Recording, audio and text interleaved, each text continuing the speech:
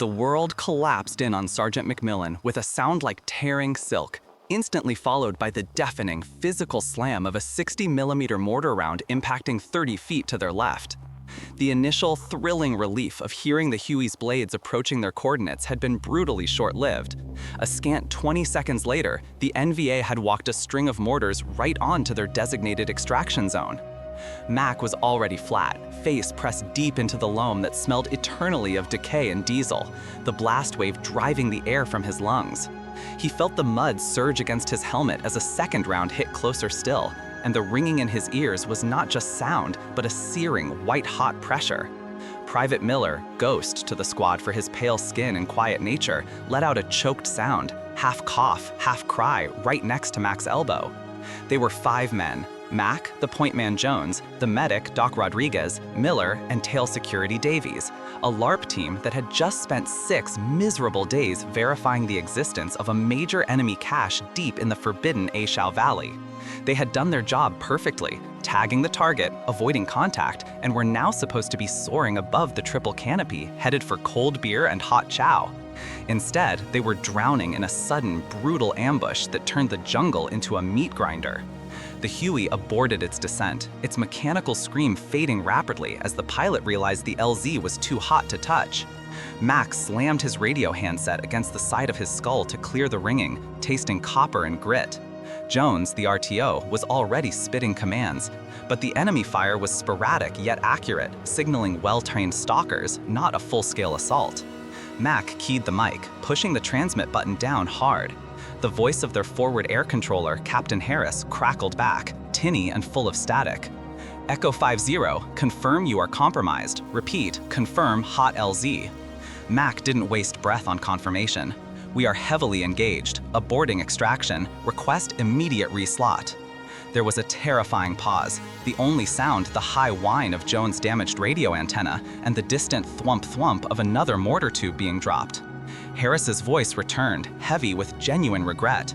-50, priority mission over I-Core, weather window closing fast. Next available slot confirmed is 72 hours. Repeat, 3 days, Mac. Hold position and evade. You are on your own until then.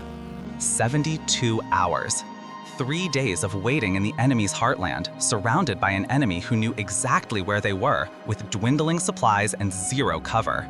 Mac felt a cold, reptilian calm settle over him. Survival was no longer about movement and striking, it was about stillness and silence. Roger that, Control, going dark. He didn't wait for a reply, simply switching the radio to receive only. Doc, check Miller. Davies, cover rear. Jones, grab the claymores. We move 5 clicks south, now. Find the rock. The rock was an emergency fallback, a narrow, shadowed crevice they had pre-planned years ago. A geological oversight the NVA wouldn't suspect, a place where they could become ghosts for 3 agonizing days. Roger that, Control, going dark. He didn't wait for a reply, simply switching the radio to receive only. Doc, check Miller. Davies, cover rear. Jones, grab the claymores. We move 5 clicks south, now. Find the rock. The rock was an emergency fallback, a narrow, shadowed crevice they had pre-planned years ago, a geological oversight the NVA wouldn't suspect, a place where they could become ghosts for 3 agonizing days. The 5 kilometers south felt like 50. They moved at a slow, agonizing crawl, not running from the enemy, but sinking into the earth to evade them.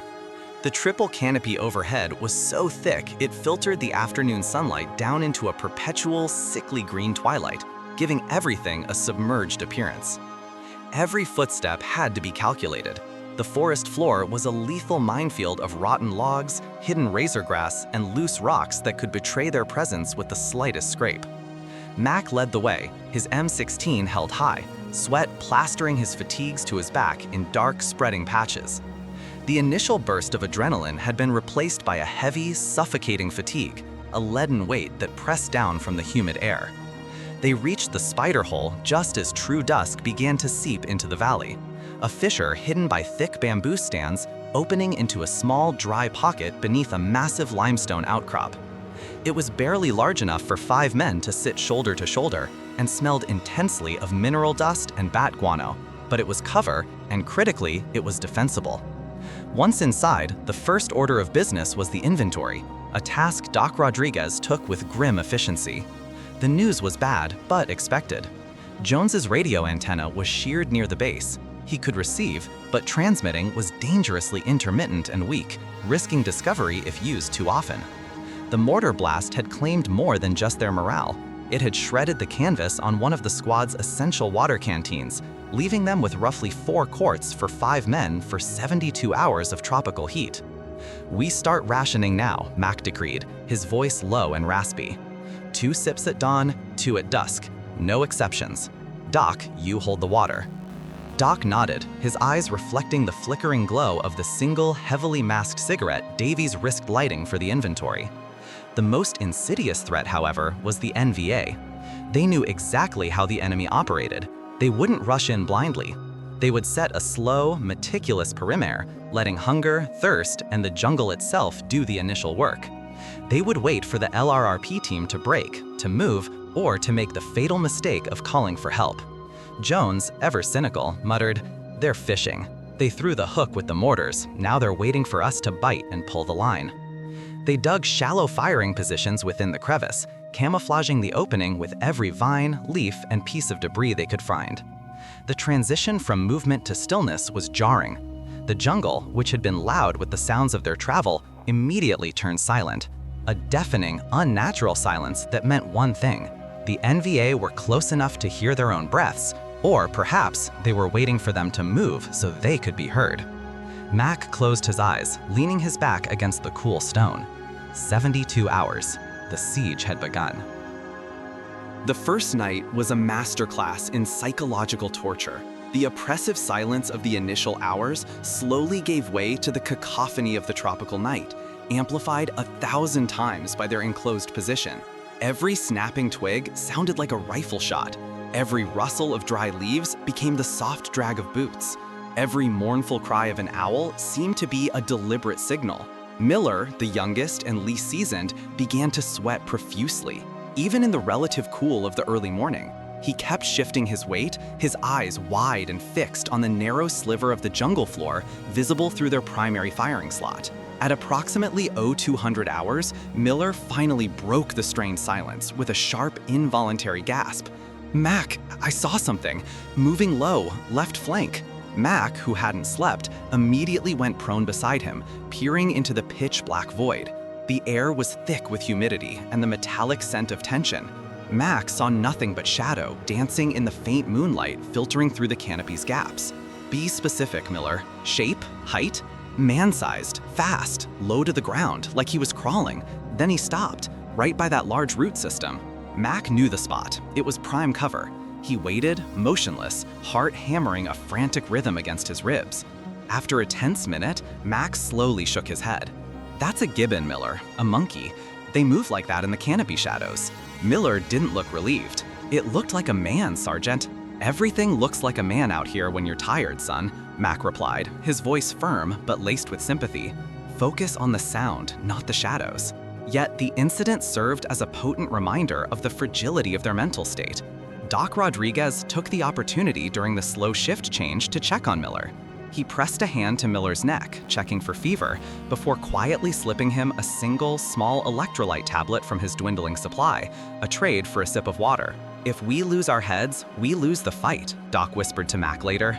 "Miller is close to snapping. We need to keep him grounded." The real enemy was the environment's effect on their senses.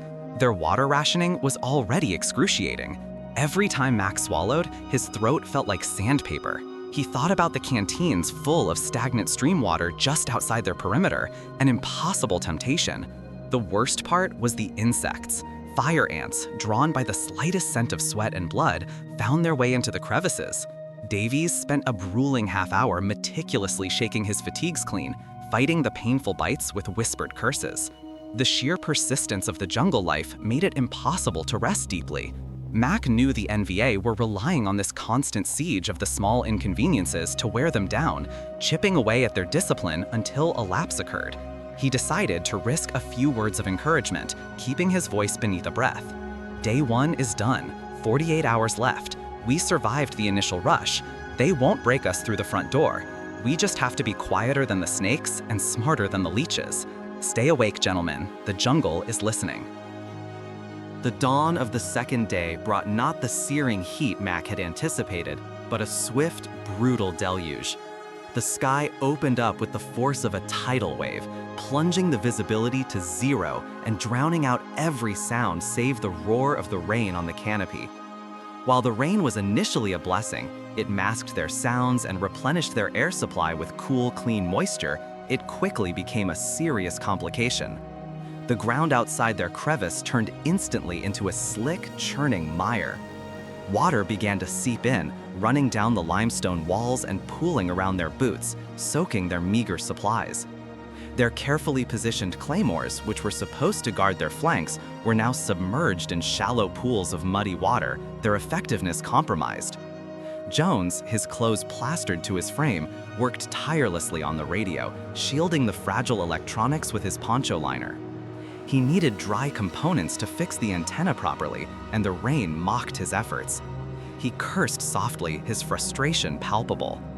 "This thing's gonna rust solid before the sun comes back out, Mac. We won't even be able to receive." Mac, trying to scrape the mud from his rifle receiver, looked out into the storm. Through the swirling gray sheets, he saw a glimmer of movement that wasn't the wind.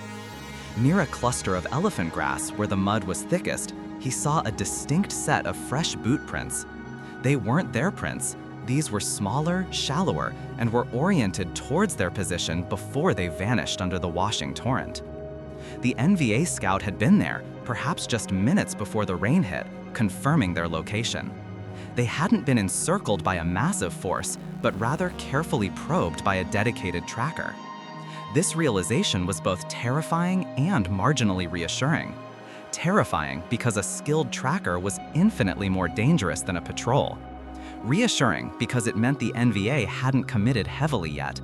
They were betting on the siege. Mac wiped the cold water from his face, the taste of rain briefly overriding the parched dryness in his mouth. He signaled Doc to check the drainage, trying to keep the ammunition dry. The rain hammered down for 4 relentless hours, creating a claustrophobic hell inside the crevice. When it finally subsided, the jungle exhaled, releasing a plume of oppressive steam. The heat returned with a vengeance, amplifying the stench of wet earth, mildewed canvas, and unwashed bodies. They were now operating in a pressure cooker. Mac risked giving everyone 2 extra sips of water, reasoning that preventing heat exhaustion was more critical than hoarding the last drops. As the steam rose, Mac and Davies meticulously checked their perimeter wire, a thin, almost invisible strand they had run between the trees. Davies pointed to a disturbance where the wire met a large root. "They're testing us, Sarge. Looks like someone stepped right over the wire, knowing they were too quick to trigger anything loud, just seeing if we reacted." The realization hit Mac. The NVA wasn't trying to scare them. They were trying to calculate the timing and speed of their reaction, mapping their internal rhythm. They were being studied like specimens under a microscope. "They know we're here," Mac whispered, the words heavy and final. "And they're enjoying the wait as much as we are. We tighten up. No movement unless ordered. We are statues for the next 40 hours." The middle of the second day became a monument to static misery. The air was so thick with moisture and heat that breathing felt like sucking soup through a cloth. The men were saturated, soaked by the monsoon, then boiled dry by the ensuing steam. Their skin chafed raw beneath their heavy packs and vests. Their uniforms, once effective camouflage, were now just heavy, moldy shrouds. Disillusionment settled over the squad like a poisonous gas. They had risked everything, crossed enemy lines, secured critical intel, and for what? To sit in a damp hole and wait for the enemy or the elements to kill them? Jones, resting his cheek against the cold metal of his rifle, spoke quietly, almost to himself. "You know, I asked myself once, back when I was a cherry, what we were really fighting for. Freedom? Democracy?" He paused, letting the silence stretch. "Now I realize it's simpler. We're fighting for the right to drink tomorrow, to breathe tomorrow, to not let the guy next to us die today." Davies, the usually stoic observer, nodded without looking up. It stops being about presidents and policies once you hear the mortar coming down. It just becomes about the 5 feet around you. Mac listened, recognizing the crucial stage of the psychological attrition. The mission, the larger war, the reasons they came, all faded to insignificance against the immediate, primal need for survival and the bond holding this small unit together. He looked at Miller, who was staring fixedly at the ground, occasionally swatting at the clouds of gnats drawn by their sweat. Miller was suffering the most. His youthful optimism evaporated, replaced by a deep, weary terror. Mac reached out and touched his shoulder, a small, reassuring gesture. 72 hours, Mac said, his voice flat. It's just a number. It's just time we have to steal from the enemy, piece by piece. This moment, however, was where the truth of the war laid bare. The profound chasm between grand strategy and the dirt-level reality. The political arguments, the strategic objectives, they were abstract concepts that melted away under the heat of the Vietnamese sun and the pressure of the hidden enemy. What remained was the raw, fundamental pact between soldiers. They didn't fight for the flag right now, they fought for the man covering their flank. It was a loyalty forged not by ideology, but by shared horror. Mac felt the question forming in his mind, not just for himself, but for every viewer watching the story unfold. When survival is the only objective, and the waiting is the greatest battle, do the political or moral reasons for the fight still matter? Or does the bond to the man next to you become the only absolute truth? It was a question every grunt asked himself, usually in the suffocating silence just before contact. Mac knew the answer for himself, but perhaps the world back home, watching these echoes from Vietnam, needed to wrestle with it too. They spent the next hour meticulously cleaning their weapons, the sharp, oily scent of CLP providing a small, comforting ritual in the face of absolute chaos. Every scrape of the cleaning rod, every satisfying clack of a bolt cycling home was a prayer for the violence that might come later, a preparation that affirmed their intent to live. The second night brought the violence they knew was inevitable. It wasn't a frontal assault, but a swift, professional probe designed to create maximum chaos with minimal exposure. Around 0300 hours, Mac was on watch when he heard the faint, telltale sound of movement too deliberate to be wildlife, the slow, careful slide of a boot over mossy rock, followed by the soft click of metal on wood. Sappers. They were trying to breach the perimeter silently. Mac didn't move, just held his breath and signaled Davies, who was covering the rear access, using a quick series of taps on the stone wall. Davies understood instantly. They needed to wait until the NVA were fully committed before reacting, lest they alert the main patrolling force. 2 shadowy forms materialized 30 feet out. They were low to the ground, utilizing the dense undergrowth, carrying short, dark AK-47 variants and what looked like satchel charges. They were aiming directly for the crevice mouth. Mac raised his M16, his heart hammering against his ribs, feeling the cold, sickening realization that if these men reached them, it was over. He couldn't risk a full magazine burst. The sound would draw the entire NVA camp. It had to be fast, silent, and final. He focused on the lead man's chest, waited until the sapper was within 10 feet, clearing the last natural barrier, and squeezed off 2 precise, controlled rounds. The sound of the suppressed M16 was still shockingly loud in the silence, a sharp thwip, thwip. The lead sapper dropped instantly, a heavy, dead weight. The second man, highly trained, didn't panic or return fire. He immediately lunged forward, throwing himself toward the cover of a thick rattan patch while simultaneously tossing a phosphorus grenade toward the crevice opening. The small explosive hissed and smoked, not exploding, but creating a blinding, acrid cloud that smelled like burning sugar and flesh. Mac was forced to recoil slightly to avoid the smoke, and in that split second, the second sapper was upon them. Doc Rodriguez, who had been resting near the entrance, reacted instinctively. Before Mac could adjust, the sapper was engaging Doc in brutal, close-quarters combat. The sound was a horrific mix of grunts, the sickening crunch of bone, and the rapid, close-in sounds of a bayonet being drawn. Doc, trained in hand-to-hand for casualty evacuation, was fighting with ferocious desperation. Mac scrambled forward, but the space was too confined. He heard the sapper hiss in Vietnamese, a sound of frustrated rage, before Doc managed to jam the butt of his sidearm, a .45 pistol, hard under the sapper's chin. There was a wet crack. The sapper went limp, slumping over Doc's chest. The whole encounter lasted perhaps 15 seconds, but it aged Mac by a decade. "Doc, status," Mac demanded, scrambling to pull the dead sapper off the medic. Doc pushed the corpse away, breathing hard, blood smeared across his face. "Not mine," Doc gasped, pointing to a deep gash on his forearm from the sapper's knife, but the blood was mostly from the dead man. "Clean wound, superficial." They spent the next hour in agonizing silent cleanup. They stripped the dead men of any valuable intel, mostly maps and minor ordnance, dragged the bodies 50 yards into a thick ravine, and covered them carefully with mud and debris. The cost of the skirmish, though successful, was immense. Precious ammunition spent, their nerves frayed, and the knowledge that the NVA now knew with certainty that they were still highly capable and holding a defensive position. The waiting game was over. The hunting game had begun. The third day arrived with the suffocating realization that time was their cruelest enemy. Only 30 hours remained until the promised extraction window, yet every minute felt like a struggle against the entropy of their own bodies. The constant moisture and lack of true rest had eroded their physical resilience. Davies, the quiet, dependable tail gunner, began shivering uncontrollably despite the 90-degree heat. Doc checked him immediately, his brow furrowed. Fever rising. Classic early malaria symptoms. We need to get quinine into him, but his body needs water to handle the dosage. Mac felt a fresh wave of despair.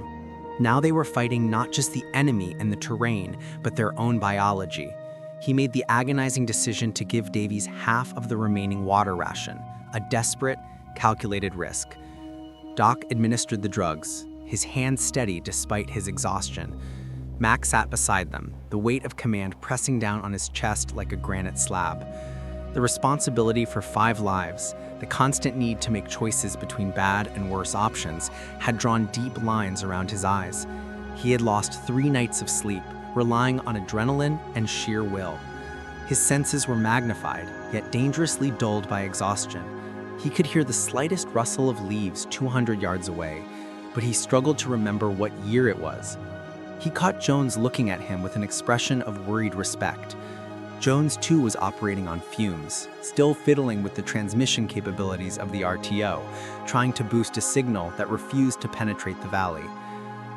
"Sarge, if we don't make that window, what's the plan?" Jones asked, his voice barely a whisper. "Will you walk out?" Max stated simply, knowing it was a lie.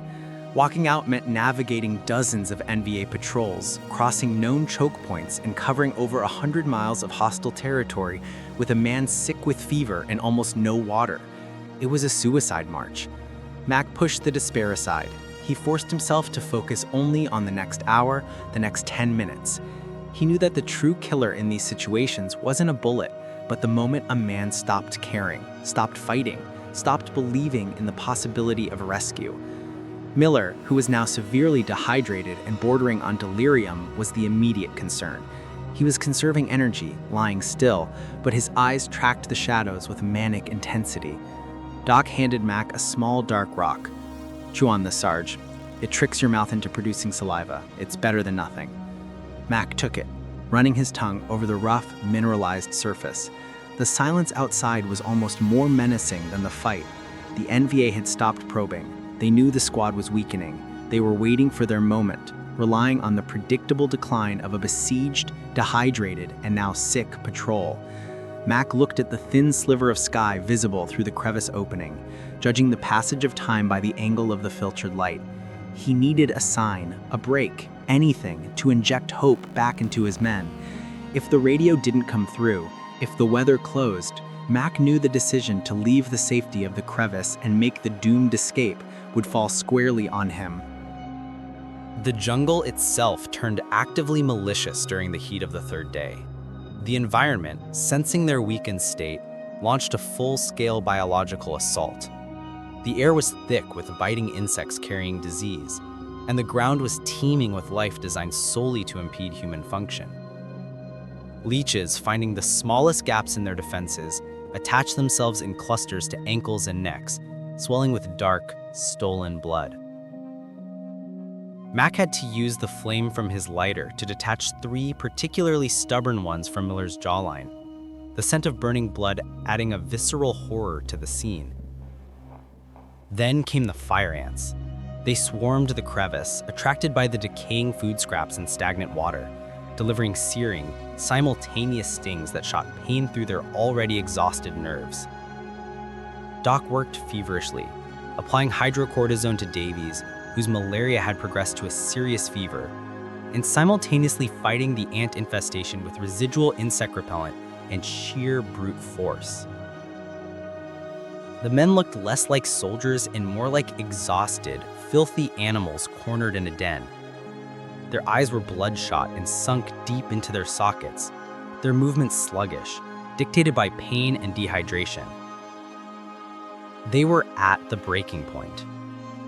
It was Jones, surprisingly, who found the first faint spark of hope amidst the physical degradation. Around 1,500 hours, after nearly 12 hours of silent, continuous effort, utilizing a salvage length of copper wire and a pocket knife, Jones managed to stabilize the damaged radio antenna. He fiddled with the tuning dial, his face pressed close to the speaker, listening to nothing but static and far-off chatter. Then a voice, distant and weak, cut through the white noise. It was Captain Harris. Echo 50. If you are receiving, transmit acknowledgement only, no voice. 3 taps on the key. We have your slot confirmation. Repeat, slot confirmed. Jones, adrenaline briefly overriding his exhaustion, frantically grabbed the Morse key. 3 distinct, desperate taps sliced through the air. The acknowledgement came back instantly. Roger, 50. New LZ is designated Whiskey Point 4, approximately 4 clicks north-northeast of your current position. Weather permitting, window opens 0300 hours tomorrow. You must be there. We cannot risk penetration of the A Shau again for this mission. 4 clicks. In their current state, through this terrain, 4 clicks was an 8-hour forced march, at minimum. And they had to move entirely in the dark through territory guaranteed to be infested with the NVA scouts they had just narrowly survived. Mac felt a brief, powerful surge of elation, followed immediately by crushing anxiety. They had to abandon the safety of their hole and expose themselves to the jungle and the enemy one last time. He gave the order instantly, his voice strained but firm. Prep for movement. We break perimeter at 2,000 hours. Dump everything that isn't ammo, medical, or water. We're going light and fast. Doc, get as much fluid into Davies and Miller as you dare. This next move is going to cost everything we have left. The decision to move was met with a grim, exhausted obedience. They used the remaining hours of daylight for the necessary preparations, the movements slow and painful, but imbued with a renewed, terrible urgency. They stripped their packs down to the bare essentials, discarding heavy, waterlogged rations, torn poncho liners, and anything that might make the slightest metallic noise. Each man carried only the minimum ammunition, 1 fraction of a canteen of water, and his fighting weapon. Mac chose the route, not the easiest, but the densest, an almost impenetrable maze of bamboo thickets, thorny vines, and small steep ravines that the NVA, confident in their perimeter, would likely ignore. Their pace was agonizingly slow. Visibility was almost non-existent. The moon was obscured by thick clouds rolling in, and the canopy blocked even what light might have reached them. They moved by feel, following Mac's lead, his hand brushing the man behind him, communicating changes in elevation or dangerous obstacles through tactile signals. The jungle became a wall of resistance. Every step was a fight against thick, coiling vines that snagged their boots and tripwires of exposed roots. Davies, leaning heavily on Doc, was running a high fever, muttering incoherently, but he was still walking, driven by sheer willpower and Doc's reassuring grip. Mac led them through a section so thick he had to use his M16 as a machete, slashing through the bamboo stalks to clear a path. The noise was dangerously loud, But Mac calculated that the risk of stumbling into a large patrol on a known trail was greater than the temporary sound pollution of forcing their way through the undergrowth. They were betting on the NVA's arrogance, assuming they would never traverse such impossible terrain. Then the inevitable disaster struck. Miller, struggling to keep his footing on a slick, mossy incline, slipped. He didn't fall far, but his hand lashed out, catching a low-hanging vine.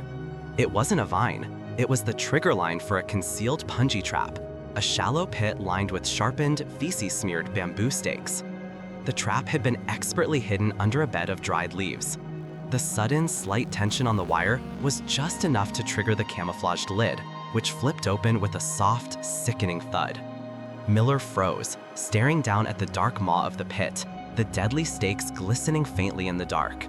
Mac, who had heard the unnatural movement, reacted instantly, pulling Miller back by the webbing of his pack with brutal force. They lay still, breathing heavily, the silence of the near disaster screaming louder than any gunfire.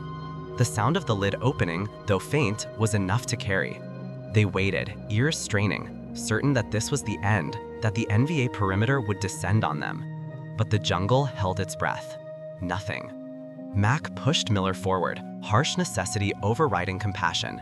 Keep moving, no sound, no hesitation. The close call galvanized them. They moved with desperate, renewed focus, driven by the knowledge that the jungle was actively trying to kill them before the enemy even had a chance. The last 2 clicks to the LZ became a blur of pain, exhaustion, and blind forward momentum, each man supporting the next, the bond of shared suffering becoming their engine. The final moments of the 72-hour wait were the most brutal of all. They reached the designated LZ, Whiskey Point 4, with 45 minutes to spare, collapsing into the cover of a dense perimeter of scrub pine. The LZ wasn't a clearing, but a small natural depression on a hillside, an awkward, dangerous choice that attested to the desperation of their extraction plan. They were soaked, shivering, covered in mud, blood, and insect bites. Davies was semi-conscious, running a raging fever, and Miller was slumped against the trunk of a tree, fighting nausea. Mac, using his field glasses, scanned the perimeter. They were alone, for now, but the ground looked recently disturbed, and the air was heavy with the smell of wood smoke and old cordite, signs of recent enemy use. They were sitting on a recently abandoned NVA observation post. At 0255 hours, Jones, hunched over the weak radio, whispered, "Incoming, 5 minutes out." Mac felt a terrifying jolt of energy. They were too close now to lose it. He instructed Jones to pop the smoke precisely at 0300 hours, warning him to wait until the sound of the approaching Huey was undeniable. The next 5 minutes were an eternity of tension. Mac gripped his rifle, staring into the dark, expecting shapes to materialize from the tree line at any moment. Then, the beautiful, terrifying sound began to grow. The unmistakable whop whop whop of a large transport helicopter, approaching fast and low, taking the most dangerous direct route. "Smoke, Jones," Mac barked.